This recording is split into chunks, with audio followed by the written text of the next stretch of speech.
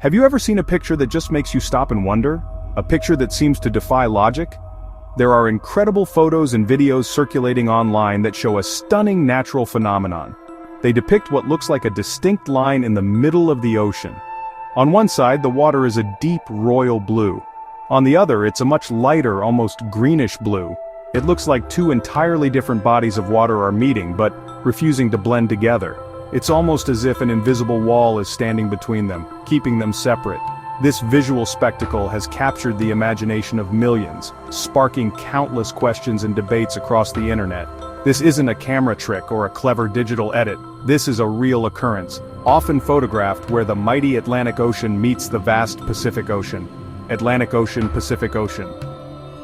The boundary is so clear, so defined, that you could imagine sailing a boat right along the edge, with one half in one ocean and the other half in another.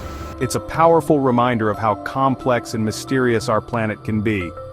People who have witnessed it firsthand, from sailors to tourists on cruise ships, describe it as a truly breathtaking and humbling experience. It challenges our basic understanding of how liquids, especially water, are supposed to behave. The most famous location where this phenomenon is observed is in the Gulf of Alaska, where glacial meltwater feeds into the open ocean. However, the fundamental principles behind this separation apply to the larger boundaries between major oceans like the Atlantic and Pacific. The obvious question that pops into everyone's mind is simple: why? Why don't they just mix? We learn in school that liquids, when poured together, tend to mix until they are one. If you pour milk into your coffee, it doesn't stay separate for long. So what makes the world's largest oceans so different? It's a puzzle that seems to contradict everything we thought we knew. This apparent refusal to mix has led to a lot of speculation and even some wild theories. Some people have creatively suggested that it's a magical or supernatural event, a sign of the planet's hidden powers. But as with most great mysteries in our world, the answer lies not in magic, but in science. The real reasons are fascinating and involve a complex interplay of different physical and chemical properties. Understanding this phenomenon takes us on a journey deep into the fields of oceanography, chemistry, and physics. So let's get ready to dive in and explore the science behind one of nature's most curious and beautiful spectacles. At first glance, the difference between the two bodies of water appears to be just about color. One looks dark and heavy, while the other appears light and vibrant. That color difference is actually a clue, a surface-level hint to much deeper, invisible forces. These are not just two patches of water, they are two massive systems with fundamentally different characteristics. Think of it like trying to mix oil and water. You can shake them up all you want, they will eventually separate. The oceans do something similar, but on a mind-bogglingly massive scale and for reasons far more intricate than salad dressing. The secret behind this oceanic standoff lies in properties you can't see with the naked eye: salinity, temperature, density. Salinity is just a scientific way of saying how salty the water is. Believe it or not, the saltiness of the Atlantic is different from that of the Pacific. Even a small difference in dissolved salt can have a huge impact on the water's weight and behavior. Then there's temperature. Hot and cold water behave differently. Hot water tends to rise while cold water sinks. The Pacific, for instance, receives a massive amount of fresh, cold meltwater from glaciers in places like Alaska. This influx of cold, fresh water creates a stark temperature contrast with the warmer, saltier water of the open ocean. All of these factors, salinity and temperature, combine to affect one crucial property: density. Density is essentially a measure of how much stuff is packed into a certain space. Denser liquids sink, while less dense liquids float on top. Because the Atlantic and Pacific have different levels of salt and different temperatures, they have different densities. This density difference is the primary scientific reason why they appear to stay separate. It creates a physical barrier known as a halocline, a zone of rapid salinity change that acts like an invisible wall, slowing down the mixing process significantly. One of the most legendary places to witness the meeting of oceans is at the very southern tip of South America. A dramatic close-up of the turbulent waters off Cape Horn, map showing the southern tip of South America and Hornos Island. This is Cape Horn, a rocky headland on Hornos Island in southern Chile. For centuries, sailors have spoken of this treacherous passage where the Atlantic and Pacific Oceans collide. It's not just a line on a map, it is a place of raw, untamed nature. The waters here are famously turbulent, strong winds, large waves, powerful currents. Sailors rounding the Horn have long told tales of the dramatic visual difference in the seas, describing a visible boundary where the waters clash in a display of nature's immense power. It is a place that has earned its fearsome reputation. The experience of being at Cape Horn is more than just seeing two different colors of water. It is about feeling the energy of this planetary intersection. The waters of the Atlantic, flowing from the east, are generally warmer and have a different chemical makeup. The waters of the Pacific sweep in from the west. This creates a zone of intense conflict. The line between the two oceans is not always a perfectly straight one. Instead, it often appears as a swirling, churning zone of eddies and whirlpools. Early explorers who navigated this route did so out of necessity, charting new trade routes to the rest of the world. They didn't have the benefit of modern satellite imagery or scientific instruments. Their observations were based purely on what they could see and feel from the decks of their wooden ships. They noted the change in water color, they noted the shift in wave patterns, they even noted differences in the air's temperature and humidity as they crossed from one ocean to the another. These first-hand accounts, passed down through generations of mariners, were the first clues that the world's oceans are distinct systems. Today, tourists and scientists travel to Cape Horn aboard sturdy expedition vessels to witness this phenomenon for themselves. They see what the sailors of old saw, a profound and visible separation. The Pacific often appears as a darker, deeper blue, while the Atlantic can sometimes look slightly greener or grayer, depending on currents and weather conditions. Seeing this divide in person reinforces that our planet is dynamic and complex. It's a humbling reminder that even water can hold deep mysteries, and that nature's boundaries are often more powerful than any drawn by man. Perhaps the most famous and widely shared images of this ocean separation come from the Gulf of Alaska. The photos and videos from this region are truly spectacular, showing a sharp, defined line between a light, turquoise-colored water and a dark, deep blue sea. This stark contrast is so vivid that it looks almost unreal, like two different worlds touching. This is the place that truly brought the phenomenon of non-mixing oceans into the public eye.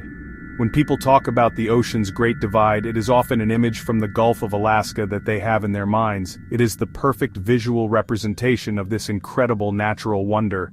The reason for the dramatic color difference here is directly linked to the massive glaciers that line the Alaskan coast.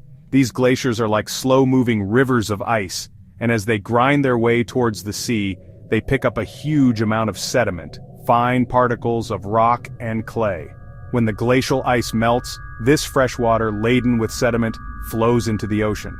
The fine sediment, often called glacial flour, is very light and stays suspended in the top layer of the water. This is what gives the water its striking, milky, light blue-green color. It's essentially a river of melted ice pouring into the salty sea. This fresh, sediment-filled water is fundamentally different from the open ocean water of the Gulf of Alaska. Firstly, it's freshwater, so its salinity is extremely low compared to the salty ocean. Secondly, it often has a different temperature.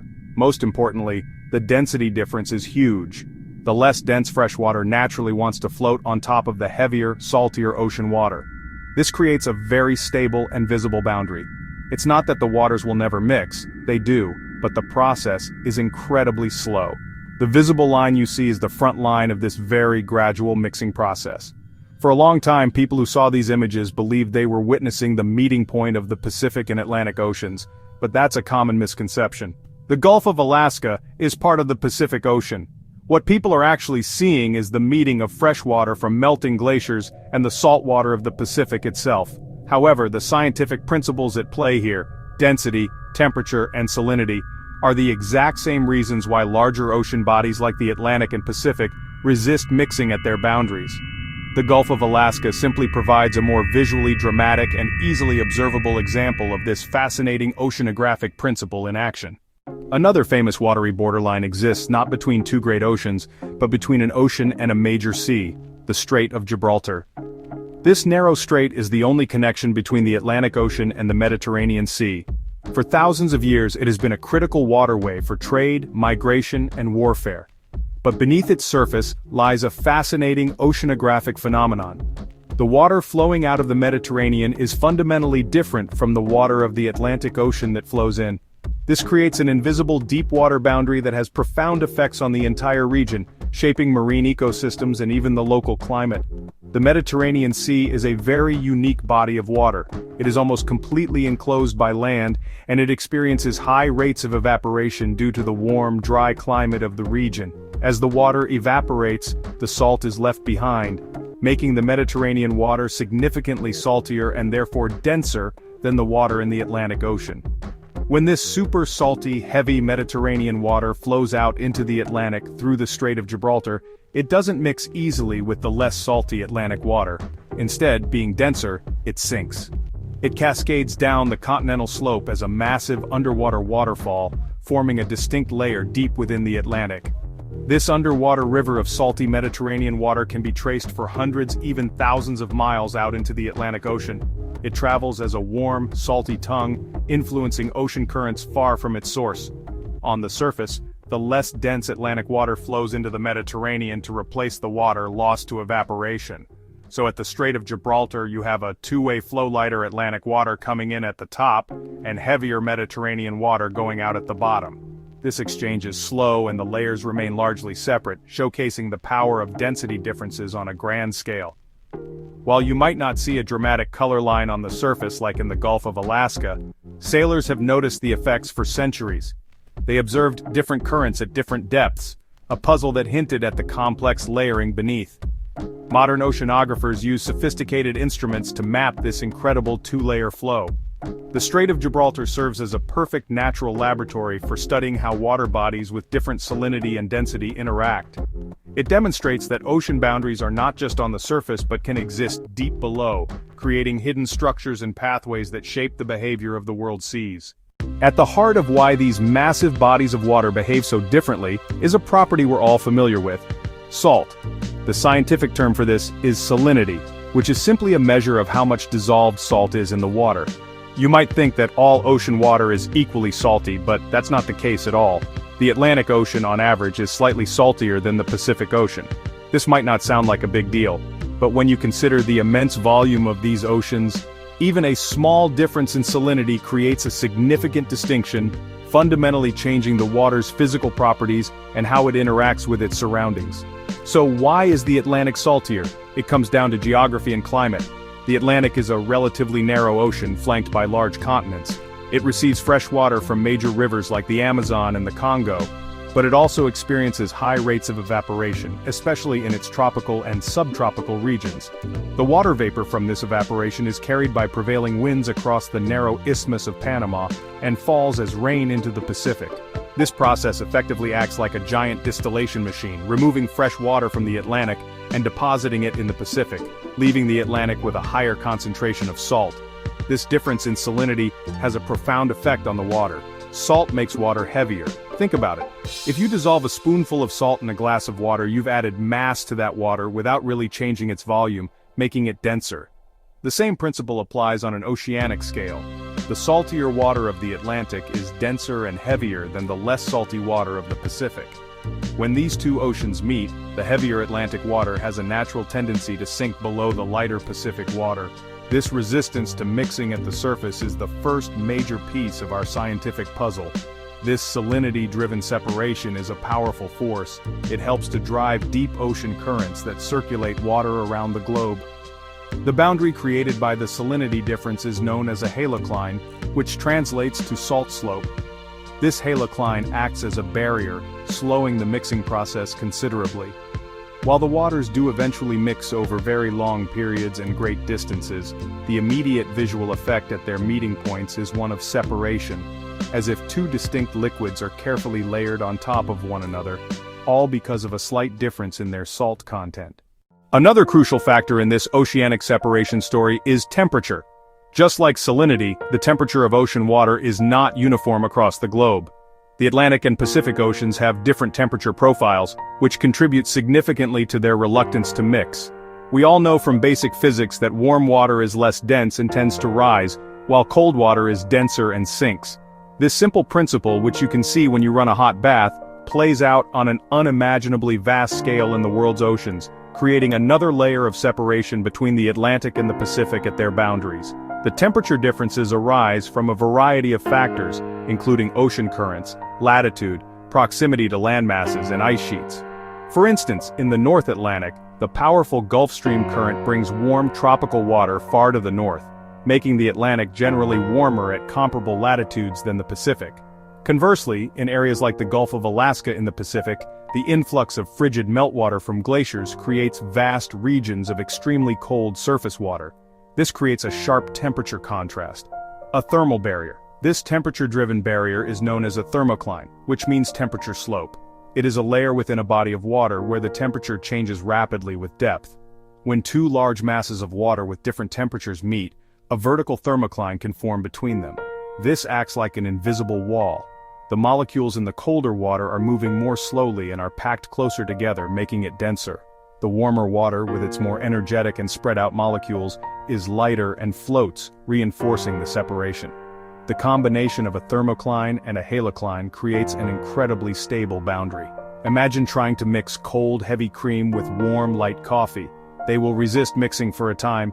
The oceans are doing the same thing, but with the added complexity of salt. The differences in both temperature and salinity work together, creating a powerful 1-2 punch that keeps the waters of the Atlantic and Pacific distinct and separate where they meet, giving us the spectacular visual divide that captivates so many people. Ultimately, the concepts of salinity and temperature both boil down to one master property: density. Density is the key to understanding why the oceans don't mix. It's the measure of how much mass is packed into a given volume. In simpler terms, it's how heavy something is for its size. In the ocean, two main factors control density: salinity and temperature. Colder water is denser. Saltier water is denser. These factors combine to give different parts of the ocean a unique density signature, the reason for the visible separation. When two fluids with different densities meet, they resist mixing. The less dense fluid floats on the denser fluid. We see this when we mix oil and vinegar in salad dressing. The meeting of the Atlantic and Pacific is the same phenomenon at scale. This density difference is the physical barrier preventing immediate blending. This boundary zone, where density changes rapidly, is called a pycnocline. The term comes from Greek, pyknos and kline. A pycnocline is the invisible wall we've been talking about. It's an incredibly stable barrier that can persist for vast distances. Surface waves and currents cause localized mixing, but the underlying density structure keeps main water masses largely separate. The visible line people photograph is the surface expression of this deep pycnocline, showing the powerful physics of our oceans. Oceans do eventually mix. This separation is not permanent.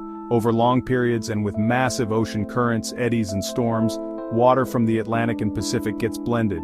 But it's incredibly slow and happens over vast areas. The sharp line in the water is a snapshot of this slow process. It's the front line of the interaction, where density differences are most apparent, creating a beautiful scientific spectacle that reminds us of the hidden complexities of the world. Beyond the static properties of salinity and temperature, the oceans are in constant dynamic motion. This movement is driven by massive, interconnected currents that act like a giant global conveyor belt, transporting water, heat, and nutrients. This system, known scientifically as thermohaline circulation, is a key player in keeping the distinct water masses of the Atlantic and Pacific separate. It's not just a surface-level river, it's a three-dimensional circulation that moves water horizontally across the globe and vertically between the surface and the deep ocean. The engine for this global conveyor belt is located in the high latitudes of the North Atlantic and near Antarctica. Here, the ocean water gets extremely cold, and due to ice formation, very salty. This combination makes the water incredibly dense. As this super dense water forms, it sinks to the ocean floor, initiating a deep, slow-moving current that travels south through the Atlantic basin. This process is like a giant pump, pulling warmer surface waters from the tropics northward to replace the sinking water. This continuous sinking and pulling motion drives the global circulation. As this deep, cold, salty water from the Atlantic travels south, it rounds Africa and Antarctica, entering the Indian and Pacific Oceans. In these vast oceans, the deep water gradually warms and mixes with surrounding waters, becoming less dense. Over hundreds or even thousands of years, this water slowly rises back to the surface, upwelling. Once at the surface, it begins its long journey back towards the Atlantic, completing the massive global loop. This long, slow journey alters the water's properties. This conveyor belt system is crucial for understanding ocean separation. It ensures the Atlantic and Pacific receive and process water in different ways and on different timescales. The Atlantic is a site of deep water formation, making it a sinking basin, which contributes to its higher salinity. The Pacific is primarily an upwelling basin where deep water returns to the surface. These role differences maintain distinct identities and reinforce density barriers that prevent easy mixing where they meet. While the global conveyor belt describes the deep, slow circulation, powerful surface currents also play a major role in maintaining the separation between ocean basins. One of the most famous and influential of these is the Gulf Stream in the Atlantic Ocean. The Gulf Stream is a swift and warm current.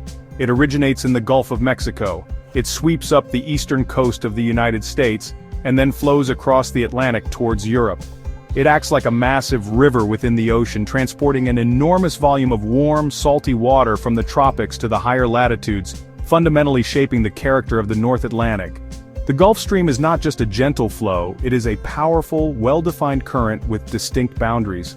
On one side of the current is the warm, salty water it carries, and on the other side is the colder, less salty water of the surrounding North Atlantic. This creates sharp fronts. These fronts act as dynamic barriers, inhibiting mixing between the water within the Gulf Stream and the water outside of it. The current effectively corrals the warm, salty tropical water, keeping it separate from the colder waters. This containment of water properties is critical. The Gulf Stream is a key part of the Atlantic's identity, contributing to its overall higher temperature and contributing to its overall higher salinity compared to the Pacific at similar latitudes. By transporting this heat and salt northward, it reinforces the very conditions that lead to the formation of dense deep water, which in turn drives the global conveyor belt. The current acts as a major highway, ensuring that the characteristics of the tropical Atlantic are delivered efficiently to the North Atlantic, maintaining the ocean's unique thermohaline signature and strengthening the density differences between it and the Pacific. Furthermore, the energy of these powerful currents creates large-scale eddies and gyres, huge, slowly rotating systems of currents. These gyres dominate the circulation patterns of the major ocean basins: the North Atlantic subtropical gyre and the North Pacific subtropical gyre. These gyres tend to keep water circulating within their own basin for long periods. This large-scale rotational movement further limits the exchange of water between the two oceans, helping each one to maintain its distinct chemical and physical properties. The currents, therefore, act as highways within an ocean and fences between oceans. The movement of ocean currents and the separation they maintain have profound consequences that extend far beyond the water itself, directly impacting global climate and the distribution of marine life. The Gulf Stream, for example, is famous for its climatic influence. By transporting a massive amount of heat from the tropics to the northeast Atlantic, it gives Western Europe a much milder climate than it would otherwise have. London is at a similar latitude to Calgary but experiences far less severe winters, thanks to the warmth delivered by the Gulf Stream. This shows how ocean currents act as the planet's heat regulation system. This separation of water masses also creates unique habitats for marine organisms. Different species of plankton, fish, and marine mammals are adapted to specific conditions of temperature, salinity, and nutrient availability. A cold water species from the North Pacific might not survive in the warmer, saltier waters of the Atlantic. The distinct boundaries between water masses known as fronts often become biological hotspots. Nutrients concentrate along these fronts, leading to blooms of phytoplankton, which attract larger organisms, creating rich ecosystems at the edge of two different oceanic worlds. The global conveyor belt is essential for life in the deep ocean. As dense surface water sinks in the North Atlantic, it carries dissolved oxygen down to the dark, cold depths. This ventilates the deep ocean, supplying oxygen for deep-sea creatures. Without this replenishment, much of the ocean would become an anoxic dead zone. The distinct circulation patterns of the Atlantic and Pacific dictate where life can thrive, from the sunlit surface to the abyssal plains. The oceans not mixing easily is not just a visual curiosity, it's a fundamental feature of our planet's system. The currents and barriers they create are essential for regulating our climate, distributing heat around the globe, and creating the patchwork of habitats that supports the variety of marine life. The line between two colors of water is a surface clue to the vast complex system of movement that keeps our planet's heart, its oceans, beating in a steady, life-sustaining rhythm. Long before the advent of satellites and sophisticated scientific instruments, the first clues about the ocean's complex nature came from the keen observations of early mariners. For centuries, explorers, traders, and fishermen noticed subtle and sometimes dramatic changes in the sea. They were the original oceanographers, relying on their senses and hard-won experience to navigate the vast, uncharted waters. These early sailors spoke of crossing invisible lines where the water's color would shift, where the temperature would drop, or where the behavior of the waves would change. These were not just fanciful sea stories, they were the first documented accounts of the boundaries between different water masses. Great voyages of discovery, Ferdinand Magellan, Captain James Cook. As these explorers circumnavigated the globe, they meticulously charted coastlines, winds, and currents. Their logs and journals are filled with detailed notes. They recorded differences in salinity by tasting the water and by observing its effect on their equipment. They noted temperature variations using rudimentary thermometers or simply by feel. These practical observations, born of survival and navigation, suggested the oceans were a mosaic of distinct regions. One significant contribution came from an unlikely source: Benjamin Franklin. In the 18th century, as postmaster, Franklin became curious. British mail ships took several weeks longer to sail west to America than American merchant ships took to sail east to Europe. He spoke with his cousin, a whaling captain, and learned of a strong, river-like eastward current across the Atlantic. He and his cousin charted this current, the Gulf Stream. Franklin's map was the first to accurately depict a major ocean current, proving that massive, organized movements of water were real. These early explorations, driven by commerce, conquest, and curiosity, inadvertently launched the study of physical oceanography. It became clear the ocean was a dynamic system. Those who sailed into the unknown uncovered early hints of the deep physical divisions between the world's great oceans, mysteries science would later explain. The 19th century marked a major turning point in the study of the oceans, shifting from anecdotal observation to systematic scientific investigation. The catalyst for this change was the landmark Challenger expedition, from 1872 to 1876. The British Royal Navy ship HMS Challenger was converted into a floating laboratory and sent on a 4-year mission to circumnavigate the globe for scientific discovery. A team of scientists aboard the vessel took thousands of measurements of water temperature, depth, and chemistry from all the world's major oceans. It was the most ambitious oceanographic expedition ever undertaken, widely considered the birth of modern oceanography. The Challenger expedition provided the first comprehensive data set of the world's oceans.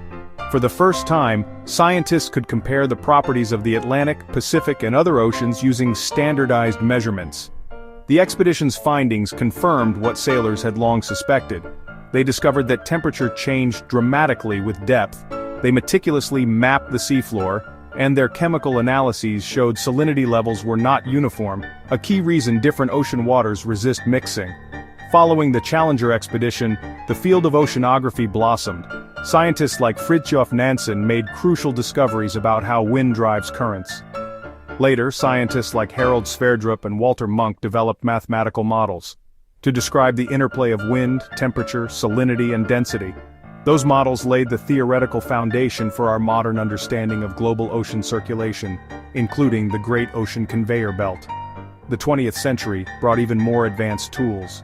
The development of sonar allowed for detailed mapping of the seafloor.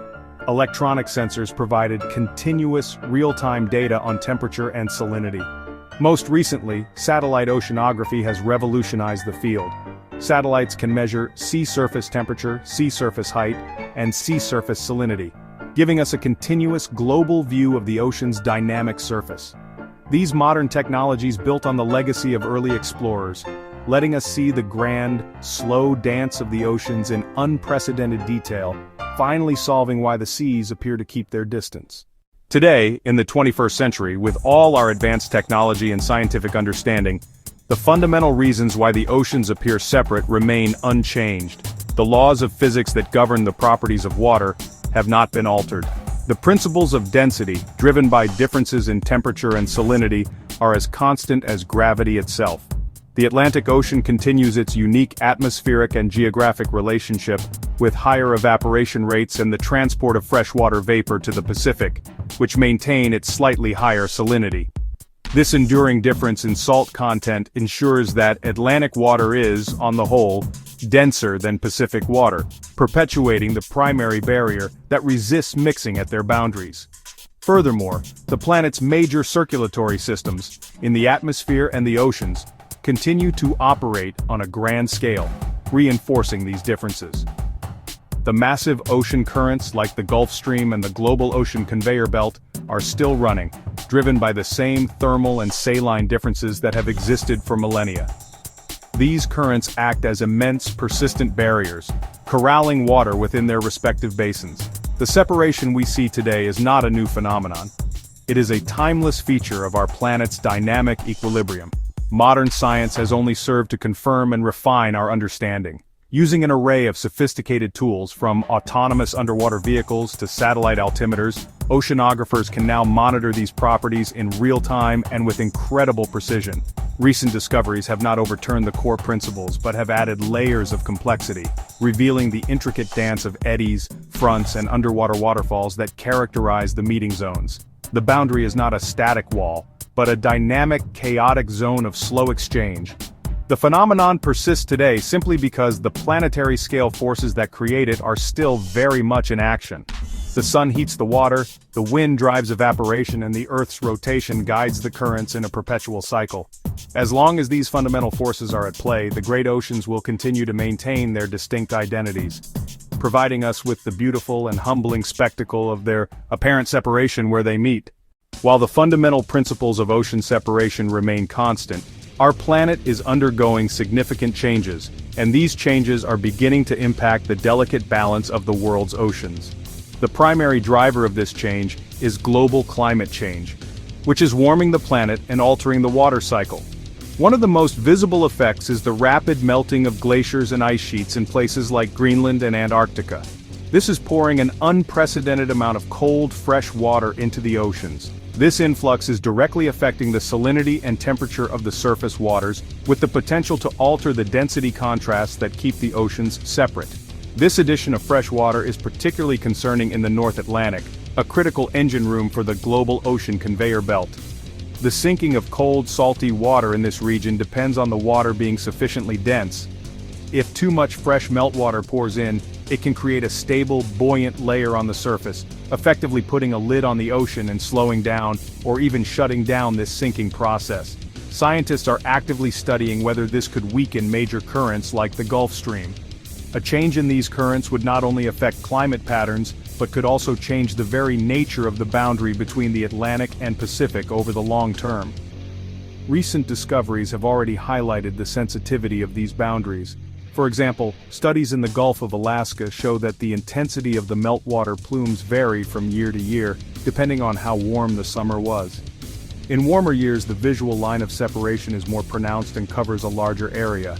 This demonstrates a direct link between a warming climate and the visual phenomenon of non-mixing waters.